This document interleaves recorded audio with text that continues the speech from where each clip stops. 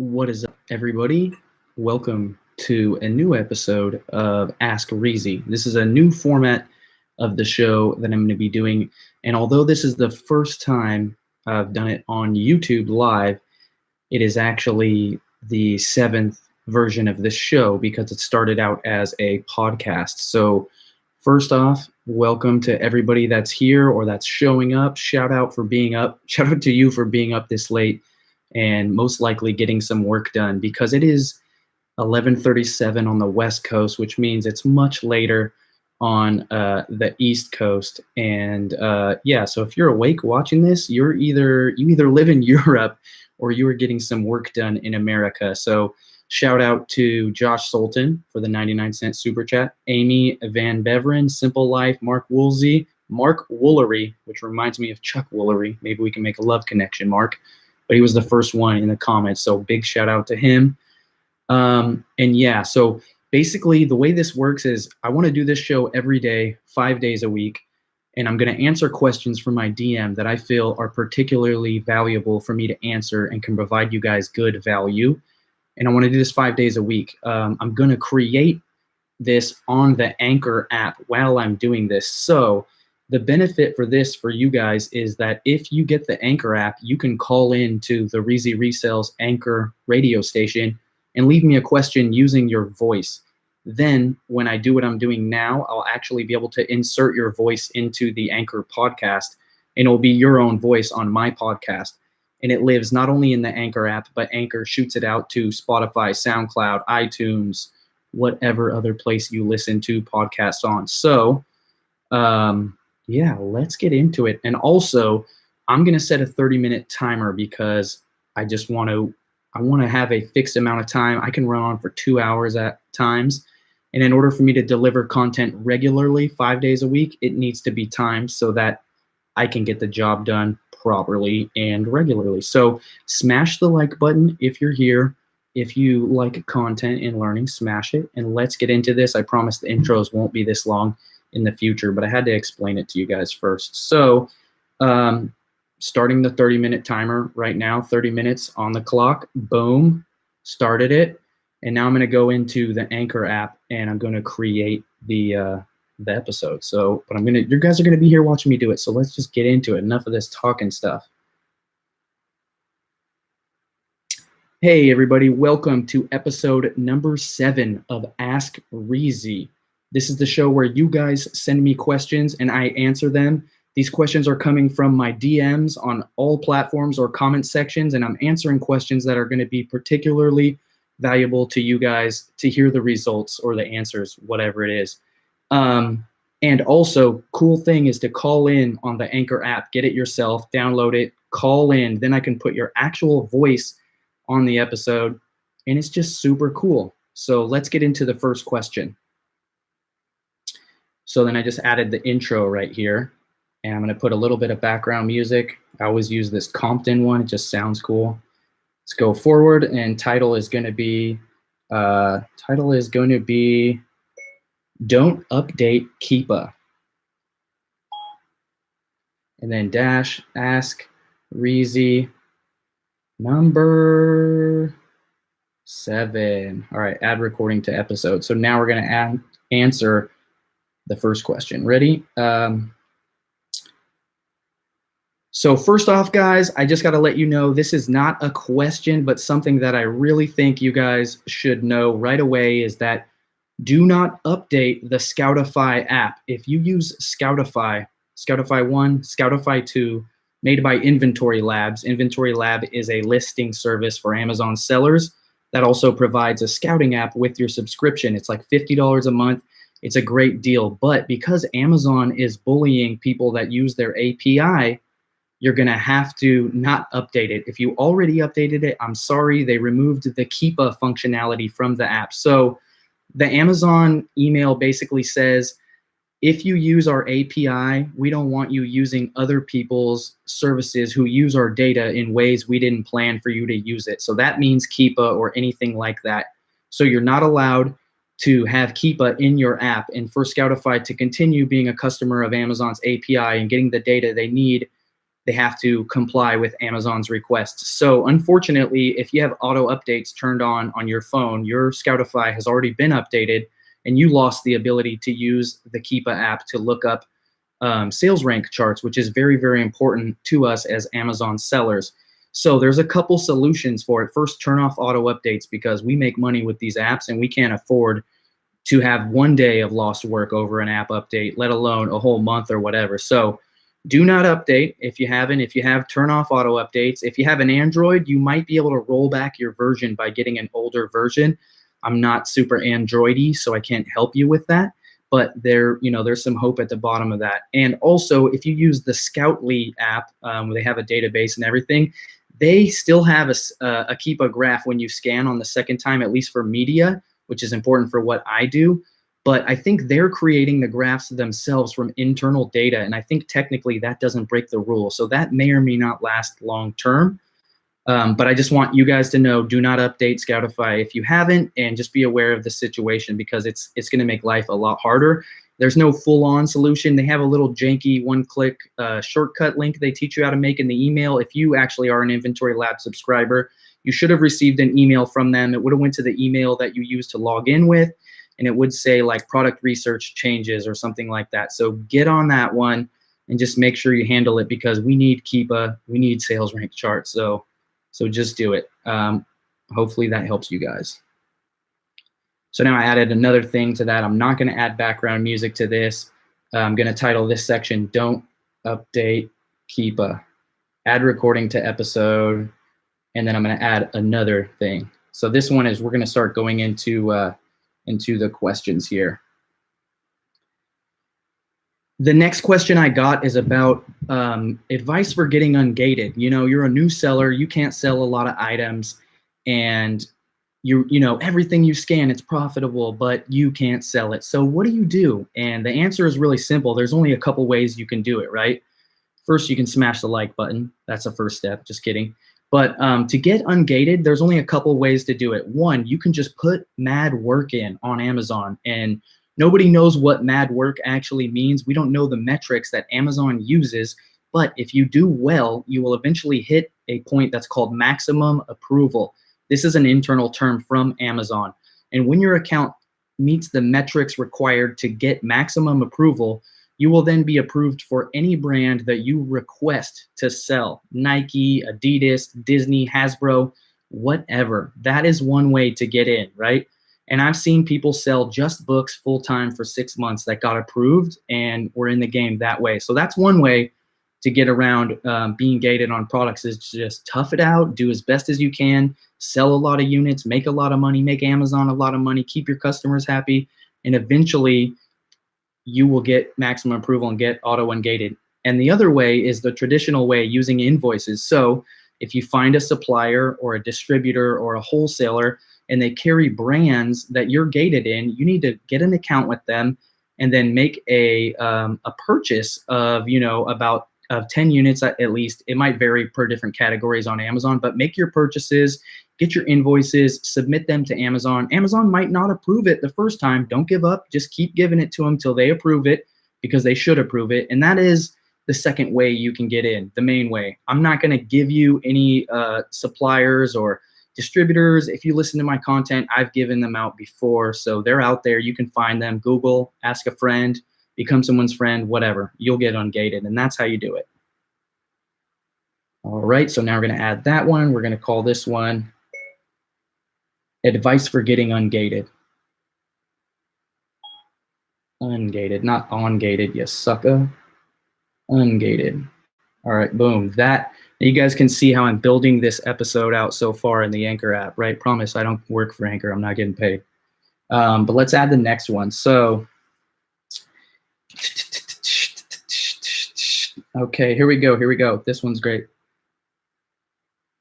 I got a question about a video that I did recently, and I talked about an alternate app for doing eBay research. This one is really great, so smash the like button because you guys are going to love this. So there's two alternate apps that I recommend for doing eBay research. One is called Completely with an LY on the end. It's only for iOS, and I believe it costs a few bucks, maybe 5 or 10, I forget, but it's amazing. And the other app is, I believe, on Android and iOS, and it's called What's It Worth? And the what's part of it has an apostrophe. So what apostrophe S it worth? What's it worth? And I think that app actually has a little bit more data, but basically both of these apps have more data than actually doing an eBay search in the eBay app, more data than that. And on top of that, they have like so much useful stuff. Like you can see the sell-through rate. So you can show currently listed and sold, and then it will just give you at a cursory glance, you can see, you know, how many are listed and how many are sold and what's the percentage of that. That's the sell-through rate of the entire marketplace on that item based on what title you search. So you could search Gucci dress and see, or white Gucci dress or whatever, and just see how often is it selling? Is the market thin? Is the market thick? You can see the average price people have been selling stuff for. It's very useful. And if you're not using it, it will save you an immense amount of time when you are doing research at the store. So I highly, highly, highly recommend checking out What's It Worth or the Completely app to save you time. I can already see some of the people in the chat right here are using both of these apps, and that's amazing. So share, you know, comment and let people know if you use this app and if you find it useful. Again, not anything that I'm getting paid for, but stuff that I use and recommend for you guys to use. So check out those apps. They can definitely save you some time on eBay research in stores, because our goal is to look up a lot of stuff. So we need to save a lot of time. Okay, next question. Boom, that's how you do it. This one's going to be called Alternate Apps for eBay Research. Boom. We're going to add that to the thing. Boom, we got 4 little clips on here. We are killing it right now. Completely is only $3.99. Thank you so much, Josh Sultan. Shout out Carol Bear in the chat right here. Okay, guys, we got another one here. So, I got to get a drink of water. One sec. I got a little bit of sun today. I went skateboarding. Check it out on my Instagram story. Landed a bunch of dope tricks, but got pink face for a little bit. So next question. The next question is from someone who literally just dove head into reselling on Amazon. They've set up their account. They haven't yet listed anything or made any money, and they've been using their lunch break at their full-time job to go source books. I don't have more details than that, but that is what they're doing, and that's a common story for a lot of people that are part-time and are trying to escape the rat race with their 40-hour-a-week job. So the question is, you know, I just got set up. I've been sourcing on lunch break. Is it better for me to store up the books and FBA them, or should I self-fulfill them or merchant fulfill? The reason, and here's the answer for you guys, really. I recommend all new sellers to merchant fulfill. And the reason is because you're going to make a lot of mistakes. Yes, you can make more money with FBA. Yes, it's faster. Yes, it's more efficient. Yes, I recommend going all in on FBA in the future for most of your items. But you should do merchant fulfilled at first, because you're going to make a lot of mistakes. You're going to buy books you shouldn't have bought.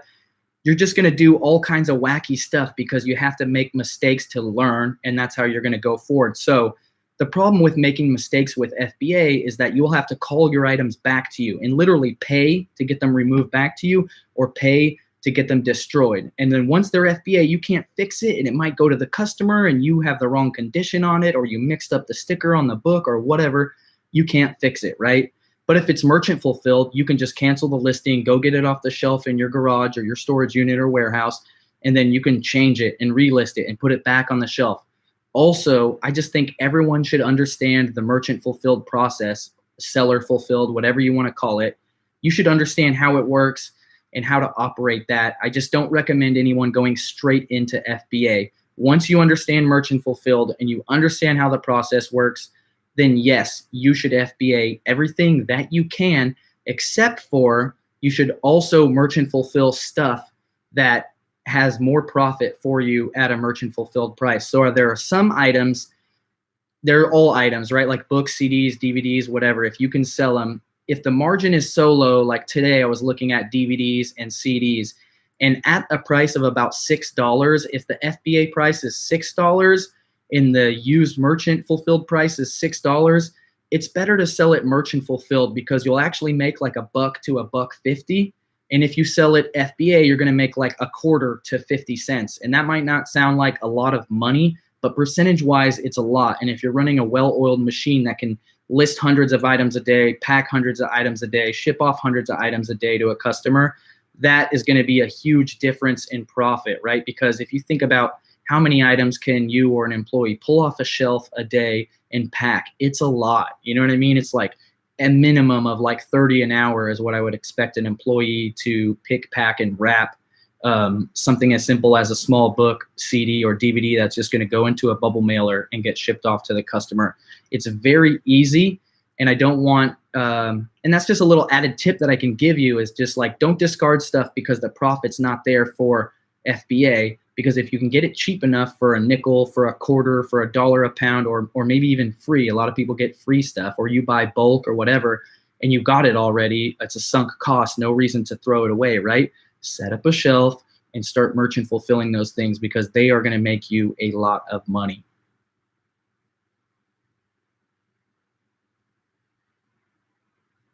When to merchant fulfill or FBA? Yeah, that totally messed up that. Fulfill, it literally says for fill. When to merchant fulfill or do. This part is the worst part where I have to title the episode. This is totally losing your attention, isn't it? Add recording to episode. And that is about it for this episode, guys. I can't even believe I did it in 15 minutes. Do you guys have any questions? If anybody has any questions, please hit me up right here. I have a great video I'm going to make tomorrow. I'm going to show you guys how I add more sections to this before I publish this. So I'm going to go to add a sponsored segment because you can actually make money on the Anchor app, right? So I'm going to add a sponsored segment and I'm going to put it right there after the second question. So when you listen to this, that one will be an ad. Make sure you skip it. I'm just letting you know. But if you want to listen to it, that's cool. I'll make like 2 cents, I think. And we're going to go, I'm going to record an outro real quick. Thank you so much for listening to episode 7 of Ask Reezy. If you guys have any questions, please feel free to submit them on any platform, Twitter, YouTube comments, YouTube messages, bet you didn't know that existed, Instagram story, Instagram comments, DM, whatever you got, give it to me. But it would be so awesome if you downloaded the Anchor app and called in to my Anchor radio station or whatever they call it. Then I could use your actual voice on the podcast and put it into there. Yeah, that's about it, guys. If you need more information or you don't even know anything about selling on Amazon and this made no sense to you, please go to my website, reezyresells.com, and grab my free course, 100% free. Watch that. That will get you in the game. That will bring you up to speed. It's everything you need. Didn't mean to rhyme on there. And on top of that, if you need more assistance, check out my Patreon, check out my free Facebook group. There's so much content. I have over 500 videos on YouTube. I've said everything I know like 3 times. If you're someone who drives a lot or works out, grab the podcast. There's like 100 episodes of the podcast now already. iTunes, SoundCloud, Spotify, wherever you're at, you can get the information. And remember, guys, if you ain't flipping, you slipping. Peace. All right, cool. So that's the outro. I'm going to add that Compton sound clip again. And then I'm going to go boom. I'm just going to title this outro, add recording to episode. And then I'm going to go save. Oh, I got to reorganize this to here. Then press save. Then press publish. And then title this. This is going to be called Advice for Getting Ungated. Not on-gated, but ungated. Ungated. And then hashtag capitals Ask Reezy number 007. Shit, the 007 one. And then a short episode description, right? Like a standard podcast. In this episode, I answer a couple questions. One about getting ungated on Amazon to sell popular brands. Another one about not to update your Keepa app. And also just general advice for people who are getting started regarding FBA or merchant fulfilled. It's so bad. It says FDA or emergent fulfill. FBA. or merchant fulfilled. Okay, done. And then I'm going to publish it now, and it's going to go to Twitter automatically, and also to the Anchor app, obviously. And then it goes out to iTunes and whatever other place. Then I'm also going to put share this episode, and then I'm going to press Facebook. And this is going to pop up, and then I'm going to say advice for getting ungated in popular brands. And I'm going to prefix it with capitals. Don't update SCOUTIFY. And then next, and now share. So now I've published it to Facebook, I've published it to Anchor, I've published it to Twitter, it's going to go to iTunes, and I did all of that while also answering DMs, which I have to do every day, and I created a live piece of content for YouTube. So as Gary Vee would say, content on content. I feel like I just did content on content on content, which is like content cubed, and my mind pretty much just blew up right there. So Who's Fishing has a question, and I'll run this for 9 more minutes for you guys. Says, what is the lowest profit margin you're willing to go? That question depends on generally what I'm paying, obviously, if we're talking dollar per unit, or how fast will an item sell, because I'm willing to accept smaller profit margin on items that will sell faster and are less of a risk. And if I have a larger quantity. So for example, I might not pick this item up if I'm only going to make $1 and it's just one item, right? But if there's 20 of them on the shelf, maybe I'm going to pick it up. So there's a lot of variables involved with what's the lowest threshold that you're willing to accept? What kind of products are you selling? How fast are they selling? What's your investment? How many can you get? You know what I mean? So that question is really hard to answer without a little bit more information. Informazione, okay? Grazie. Prego. Let's see. So the next question over here says, can you do a video on how you can ship to FBA and how you track your inventory and how to change prices on your product? I do have a video already on how the process of how we create FBA shipments. It's not super detailed. It doesn't say this is how you make it and this is how you click on it and this is. You guys can get all that information from the free Amazon Seller University. Amazon themselves has training videos. It's completely free. It will teach you guys how to do all of that very basic stuff, or you'll just have to go to other people's YouTube, because I don't really want to make that super soul-sucking, dry content. Click here, click there. The website will change tomorrow anyways, and it won't make any sense. I prefer to teach you guys how to fish so that you can make a living versus learning how to rely on others to provide you with information. Like, honestly, if you got what you need from me, quit watching my channel. Go learn something else. Go do something else. Go make money. Like, do not watch me if you already have all the information that you need. You know what I mean? Like, Gary Vee says it. It's the same thing. Just like, get on with it. If you got what you need, get on. I appreciate you, but don't feel like you have to watch all my content, right? Just start making some money and start helping people. And let's see over here, another question from Bumptious Lamb, Bumptious Lamb maybe.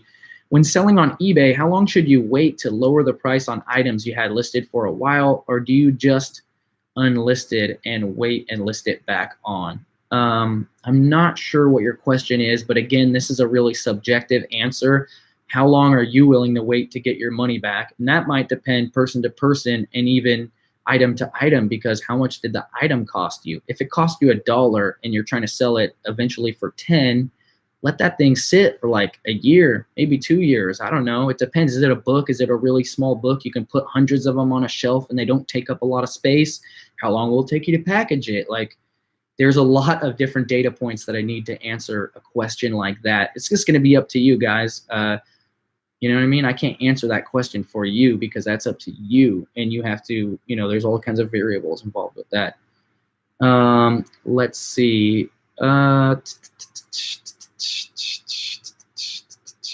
Reezy, do you use ScoutIQ? Yes, I do use ScoutIQ. I also use Scoutly, because before ScoutIQ came out, Scoutly dropped lifetime offer, and we bought 2 of them. So we have lifetime to Scoutly that we bought, and we're just gonna have it forever. I'd be stupid not to use it.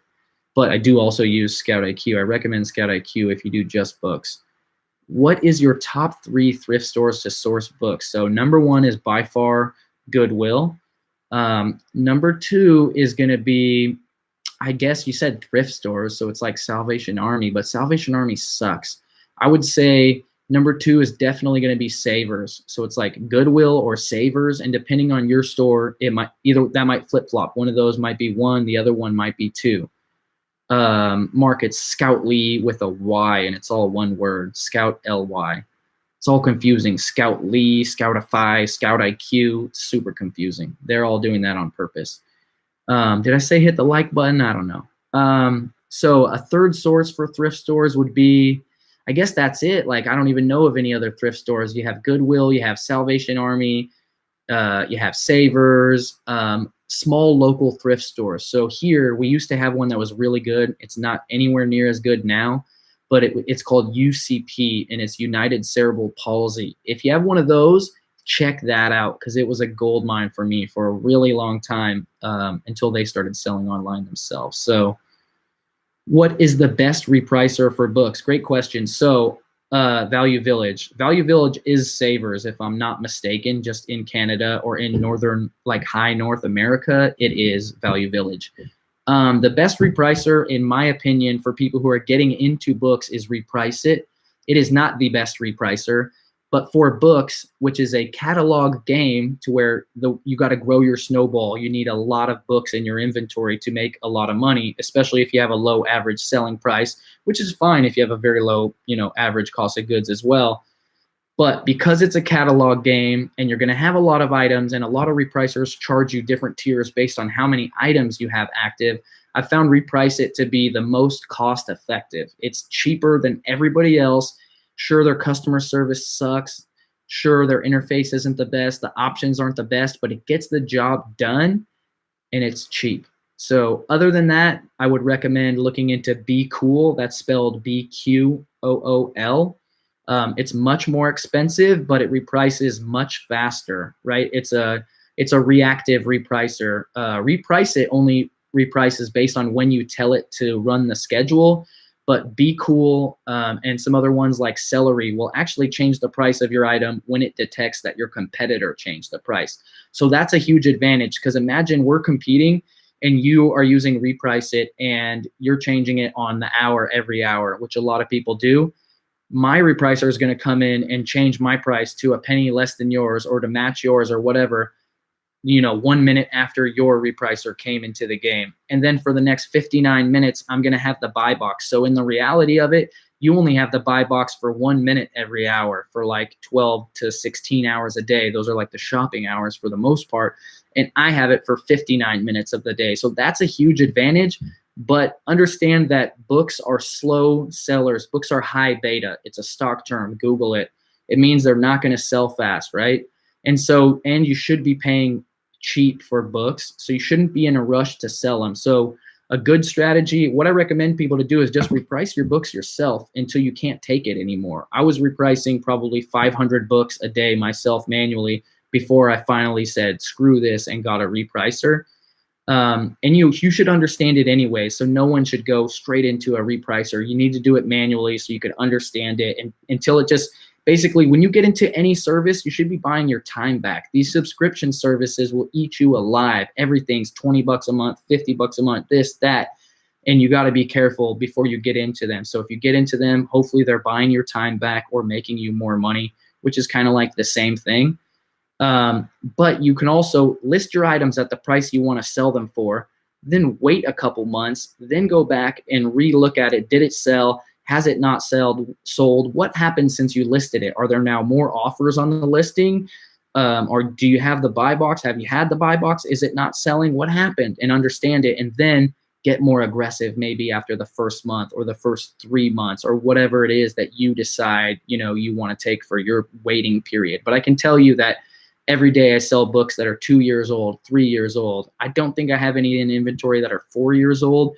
But if I did, you better believe that book's going to be worth at least a $50 profit when it sells. And for sure, I got it for cheap, right? So lots of good repricers out there. Most of them are very expensive, even obviously the great ones that have a lot of options. But One thing I do want to point out is that I have a bone to pick with any of these reseller or repricers services that take a percentage of your gross. So Celery is probably the best repricer with the most advanced options. You can do anything. Any data point you could ever think of on Celery, you can make rules around it and custom stuff and upload your own spreadsheets.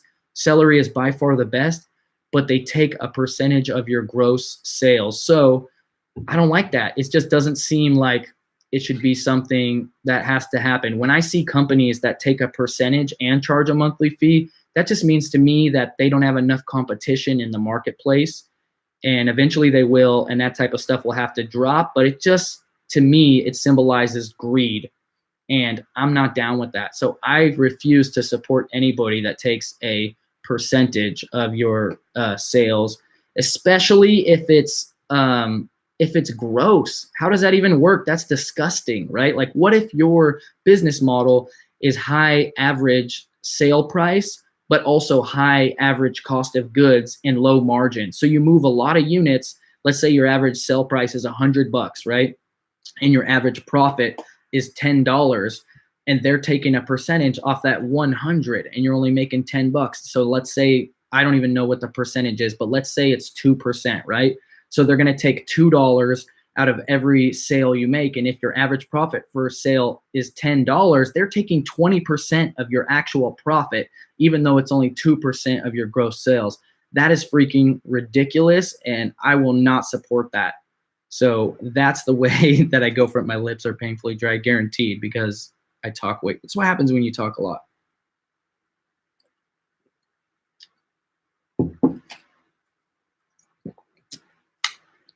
Cue the SpongeBob meme where he just licks his lips for like an hour and a half trying to play Squidward's clarinet, I believe. Or maybe it's the trumpet. Is that the trumpet? Because it's the SpongeBob band episode where he goes and he's like the superstar dude on the stage, and Squidward shows up his cousin with his band. No? Shout out Jessica Martinez says that she just sent in her first FBA shipment. Good for you. I'm proud of you for taking it up.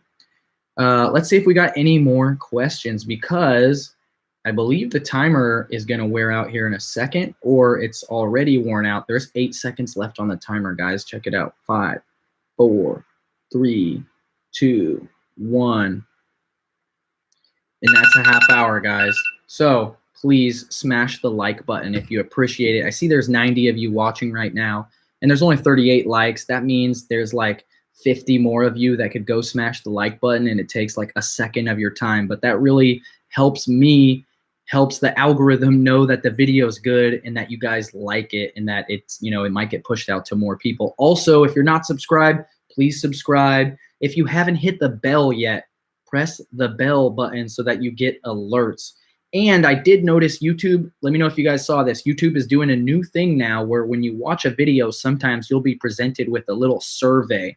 If you get one of those surveys for one of my videos, please fill it out. And also, not tomorrow because it's Sunday and it's family day, but on Monday, I'm going to do another one of these, but I'm also doing the standard Reezy Talks live on Monday. It's going to be with RJ Martinez and Matt Sheeran, and we're going to be talking about KDP, which is Kindle Direct Publishing. So it's very similar to print on demand, like Merch by Amazon or Etsy t-shirt design business, but it's creating books that are printed on demand. So you guys are just going to love it. I'm actually really excited because I don't know a ton about it, and I need to get caught up with it, because if you do Merch by Amazon and Etsy and all that, and you have all these designs already, I have probably like 5,000 designs in my catalog. You can take those designs and then leverage them onto, for example, take your pictures of unicorns or zombies and put them onto the cover of a notebook, and then inside pages are just printed lines, and now it's a blank journal with a picture of a zombie on the front, or a unicorn, or whatever, 7 years old with the unicorn, 6 years old with the unicorn, and then people are going to buy them for journals or for notebooks for their kids who like unicorns and are 7 years old. It's pretty simple concept, but there is a lot of nuances to it, like how do you create it, how do you format it, how do you upload it quickly and efficiently, how do you get super creative about it, what's the next level, like all of these things. So I'm super pumped to do that episode on Monday. Hope you guys are excited. I hope you guys enjoyed this. yeah, hope you guys enjoyed this. Remember, guys, if you ain't flipping, you slipping. Peace out. Thanks for hitting the like button, though. I appreciate you guys. Have a good day, and hopefully this sunburn doesn't get me. Like, do I look red? I feel like I look really, really red right now. Comment down below if I look like a strawberry. I feel like I look like a strawberry right now. Definitely look like a strawberry. All right, guys, I still love you. Have a good night. Get some rest. Tomorrow we got to get up and seize the day, because remember, there's 7 days a week, and some day is not one of them. Chase your dreams. I'll see you guys tomorrow. Peace.